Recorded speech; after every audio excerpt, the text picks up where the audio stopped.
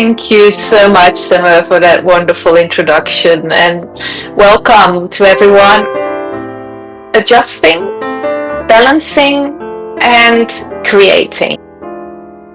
Adjust your research trajectory, balance the many plates in the air, and create your unique research profile.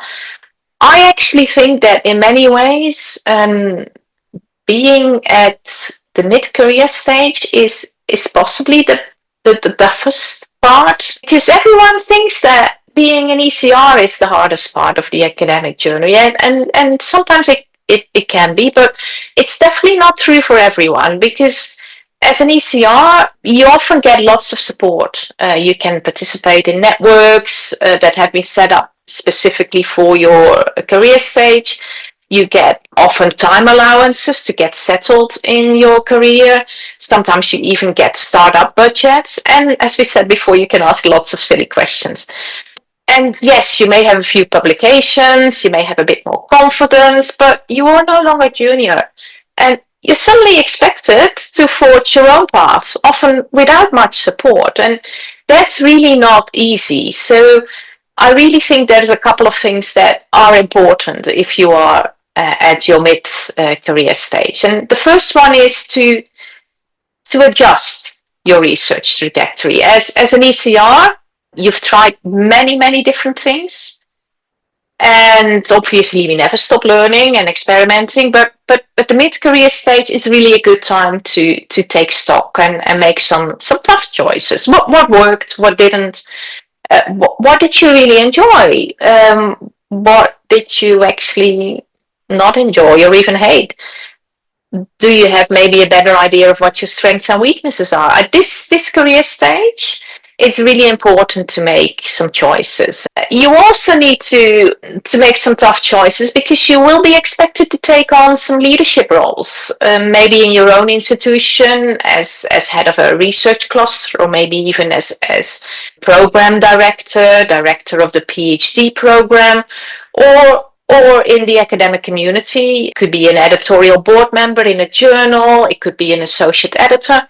These can all be great ways to learn more about research. And with increasing seniority, you're also now expected to broaden your portfolio, not just publishing, but also maybe getting grants and looking at the external impacts and the societal impact of your research. So there are a lot of things to take into account at the mid-career stage. So the B really is about balance.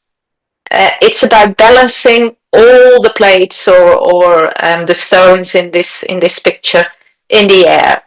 This can be incredibly tough, because you are expected now to take on higher level teaching duties. It's not just the classroom teaching, but it's also course redesign. It's managing lots of tutors, managing programs.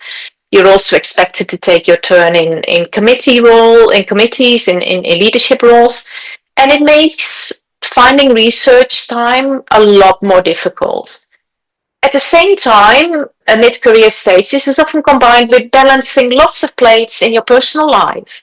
You may have young children, you may still be facing precarity in your job or in your accommodation, and I know, of course, that ECRs face a lot of precarity too, but sometimes that's a bit easier to cope with if you're still in your 20s or your early 30s and you don't have dependents. But when you do, this is getting really tough. So creating a sustainable career that doesn't take over your whole private life might be really hard. So I can really recommend you to watch a video that was done by one of my good co-authors and fellow Signa members on sustainable careers. I'm sure you will learn a lot from that as well. So in this stage, keep talking to your mentors. They are as valuable now as they are in the early career stage, but also start asking them for sponsorship, asking them to really sponsor you in your career. Be specific about what you need. Do you need maybe invitations to give a keynote speech or a seminar at a university? Would you like to take on editorial positions? Do you need external connections with industry? Do you want to take on leadership positions, and do you need someone to champion you? Maybe do you need an introduction to an academic that you want to work with? Just ask them.